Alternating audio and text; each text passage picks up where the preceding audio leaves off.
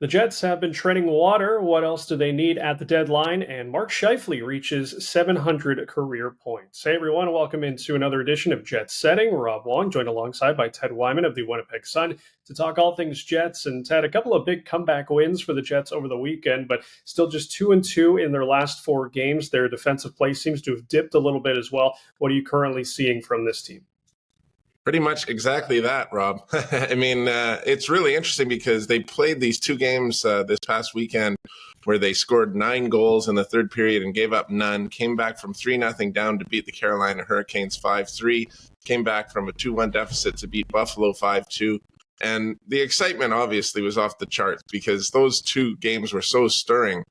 But there was still large portions of at least the Carolina game where the Jets didn't play very well. They, at that point, were just coming off a 4-1 shellacking at the hands of the Dallas Stars, who are the team that they're tied with at the top of the Central Division, or were at the time.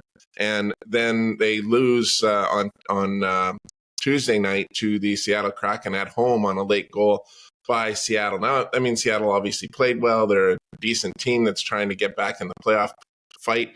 But it is the part that you mentioned about the defensive lapses that I think probably has people questioning just where this team is in terms of its playoff readiness, because they were the best team defensively in the league. They still are right there near the very top. But, you know, for 30-some games, they almost went to an NHL record with allowing 2 goals or less. And since that time, they've just been a little more loose defensively. They've been giving up a few more goals here and there. And you just, and I'm not sure that the formula for this team to be successful consistently long term works if they're getting more into this run and gun style. So I don't think that it's by any means a panic time. The Jets are playing pretty well, but they've got 16 games in March, Rob. And that is a really, really busy schedule down the stretch run. And they're just going to have to be grinding out wins. So I just don't know that unless you're really locking it down defensively, you're probably going to have a little bit of trouble with that kind of a stretch of hockey. So I guess that leads into my next question. The trade deadline, of course, coming up on Friday, and we saw the Jets already jump the market acquiring Sean Monahan, but is there some external help that they may need to help supplement some of the issues that they have right now? What do you think are the biggest holes that this team potentially needs to fill ahead of the trade deadline? Well, how did that Monahan trade work out, by the way? He's got 8 goals.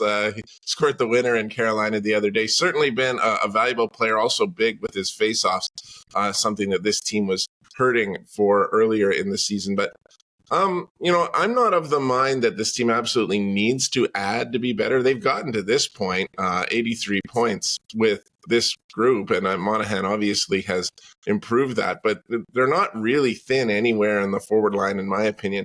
And they've got 6 or 7 defensemen who certainly can play in the NHL. I think that you would see quite a few people in the Winnipeg market that think that they could use a right shot defenseman because they have Nate Schmidt and Logan Stanley kind of.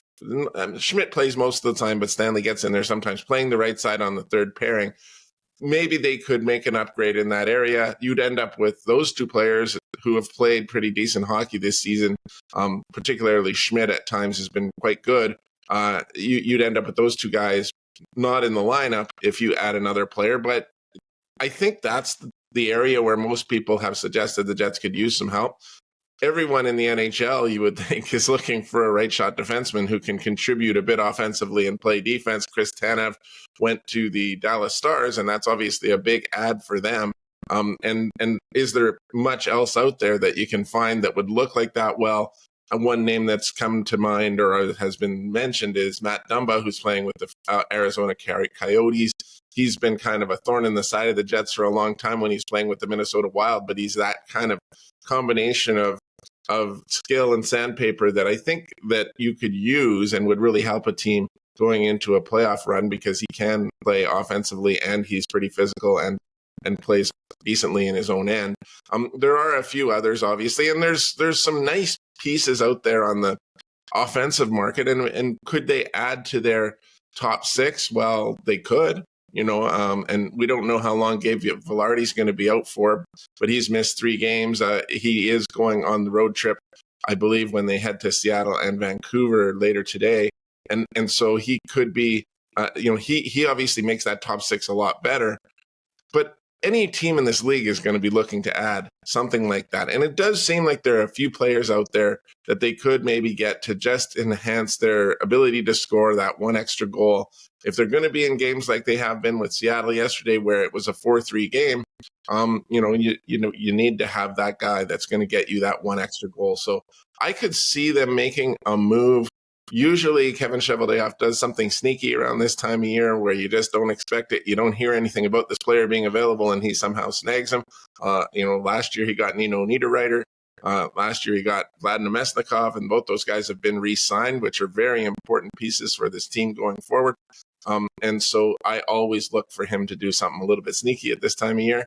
But if they didn't add, I think the Jets would still be potentially a pretty strong playoff team, as long as they get back to that defensive style that was working so well for them earlier in the year.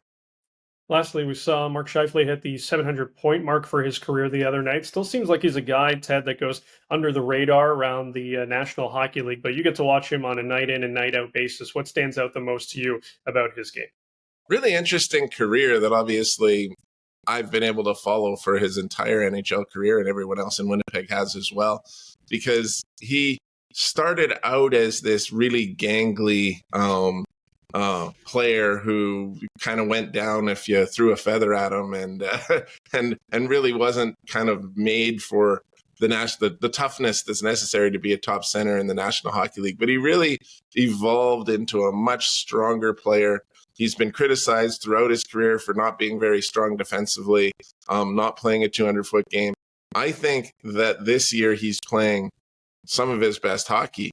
The very best we've ever seen him play was in 2018 in the playoffs when the Jets beat the Nashville Predators in a 7-game series. They had also taken down Minnesota before that, and he had something like 14 goals in that playoff run, which is really astounding. He was one of the best players in the Stanley Cup playoffs, and had the Jets advanced, certainly would have been a Conn Smythe Trophy candidate. But he's just been a good, consistent scorer for the Jets for a long time. And he has committed to Winnipeg, and he's now put up 700 points in a Jets uniform, which is no small feat.